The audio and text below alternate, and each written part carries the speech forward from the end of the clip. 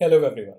Imagine a scenario where you've launched an app, there is just one server in your application and it's working fine. But suddenly your app starts to get more traffic, it becomes a little more viral, or as your business grows, you just want to add more servers to manage the traffic. So, what would happen if you add more servers? How do you think your traffic will be divided between them? Is there a way to do so? Well, obviously there is. That is the whole point of this video, which is about load balancers. So, question is, why do we need load balancers? And before that, what are they? Well, load balancers are simply some tools used to distribute your traffic between your servers as you scale. Right, so whatever requests are received from the client, they go through the load balancer to your application servers, and that is how traffic is dealt with. So why do we need them? Well, we need them for proper load distribution between your servers. So you could have 100 different servers, but if requests are not divided between them properly, they have no point of existing, right? So that's one thing. The other is to perform server health checks. So load balancers maintain a connection with the servers that you have deployed. So whether that's one server, two servers, 10 servers, doesn't matter. For each of the server, load balancer keeps checking whether it is up or not. So if it is not up for any reason, it makes sure to not redirect requests to those unhealthy servers and redirect them to the healthy ones only. So it keeps checking server health. It can even give you notifications for it if you've configured it to do so, and it reroutes requests accordingly. Then you can also track performance, traffic, and errors via load balancers as well. And that would ring a bell if you've seen the video on API gateways and reverse proxies on this very channel. So if you haven't, go check it out because that is a concept that is very overlapping with this one, where you can monitor performance, you can monitor the rate of requests that is coming through your load balancer, and the kind of traffic you're encountering, the kind of failures you're encountering, the connection drops that you may be facing. So all that can also be tracked using a load balancer. That is why we use them. This brings me to the next part, that is the types of load balancers that you'll see in the market. So first we have our hardware load balancers. Now these are dedicated physical devices. These are pretty performant, pretty stable in behavior, and that is what makes them very attractive to large scale enterprises, but they come at a cost of limited flexibility. So they serve a general purpose. They are made for a certain use case and they serve it very, very well. But you cannot configure it for anything beyond that. And that's not the only cost, they're also very costly in general because they're targeted at enterprise level solutions that they're built to handle a large amount of traffic or to solve a very niche but important problem for certain organizations, which is why they are very costly. Some examples of them are F5 Big IP or Cisco Ace, and those are pretty popular examples. There are more examples which are used by large scale enterprise solutions, whether it is an e commerce site or even high frequency trading.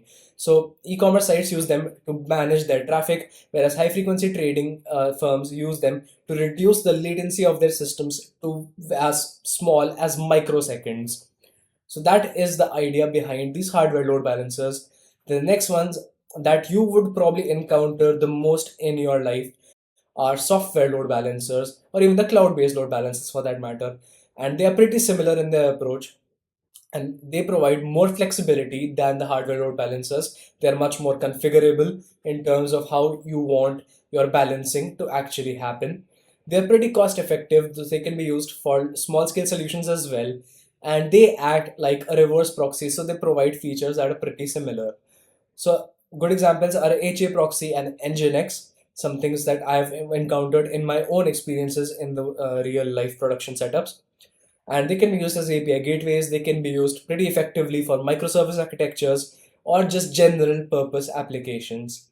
Now, cloud-based load balancers are pretty similar to your software load balancers. The only difference is that they are lower maintenance because the cloud provider is who handles most of the setup headache. Examples of them are AWS's Elastic Load Balancer, then there's Google Cloud's Load Balancer and Azure Load Balancer. And there are more options like Cloudflare. So you can explore that if you feel like digging more into it. Another way of categorizing load balancers is via the network layer that they operate on. So some load balancers distribute traffic based on the layer 4 of the OSI model, which is your transport layer. And so it basically manages traffic based on your IP addresses or your ports or the type of connection, whether it's a TCP connection or a UDP connection. And they are faster than your layer 7 load balancers, which we'll talk about in a second. They're faster because they process less data, because they process very simple fields like which IP is this from, which port is this supposed to go to. They just see the basic bare bones fields and they redirect the traffic accordingly. So they're less complex in how they process data, which makes them faster. As compared to them, layer 7 load balancers work on the layer 7 of the entire model, which is the application layer. And routing happens based on the traffic content that is received. So they go through the traffic, they go through the traffic data like the URLs, like the headers, like the actual content, and then they decide where it should go to. And a good example would be your microservice architectures. So let's say you have different microservices. Let's say there is a comment service responsible for managing comments. Then there is a media service responsible for file uploads, downloads, whatever else it may be. Then there is your order service, which takes in payment data, which manages purchases. So if you have a setup like this one, your load balancer could see the URL. So if a request comes in with slash comment, it would go to the comments microservice. If there is a request called slash, which has slash upload in the URL, it would go to the media service. If there is a request called slash buy, it would go to the order service based on however you've configured your load balancer. So that's one way of using layer 7 load balancers. There are other ways like redirecting them based on the headers, redirecting them based on security policies, and there are many more methods that you can research on further. They can also help in SSL offloading. So if you're transferring data via an HTTPS network, data is encrypted and transported, right? So if the data is encrypted while transporting, it has to be decrypted while it is received. Layer 7 load balancers can then decrypt this data for you before sending it out to the servers. So what ends up happening is the HTTPS data is decrypted and sent via HTTP to these servers. And what that does is that it reduces overhead on these backend services. They don't have to manage logic for decrypting this data anymore. And so their latency is reduced, their performance is enhanced. And on top of that, decryption, if it is managed separately, you don't need to manage certificate generation on all these backend services for decrypting the data. There's a central point that does it, and it transfers the decrypted version to these particular services. So one thing to keep in mind here is that this is why security for your load balancers also must, because there is little to no security between the load balancer and the application itself. Now there are ways to achieve this as well, but that's not the point of this particular video. Next is our global server load balancers. Now these are mostly used to cater to traffic that is to be distributed to users globally. So if you've seen my video on CDNs, this would be a pretty familiar concept, and this basically redirects your request to the closest server geographically, which results in low latency, higher efficiency. And it does so using DNS based routing or Anycast, which I've talked about in the video on CDNs, so you can go check that out.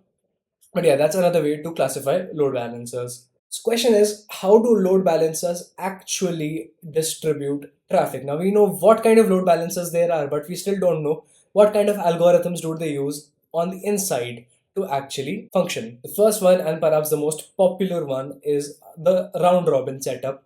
So what ends up happening is that the load balancer receives different requests, let's say request 1, 2, and 3.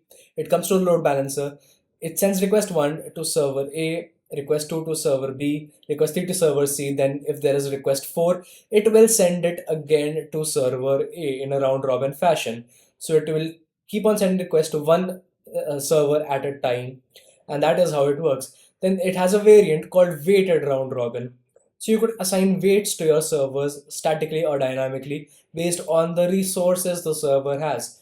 For example, if server A has more resources, more RAM, more storage, you could give it a weightage of say 0.8, or server B could have a weightage of let's say 0.15, and server C could have a weightage of 0.05.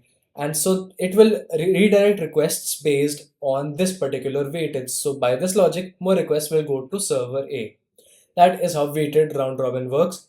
And the next particular algorithm, which is also a popular one used for particular use cases, is session based or sticky routing.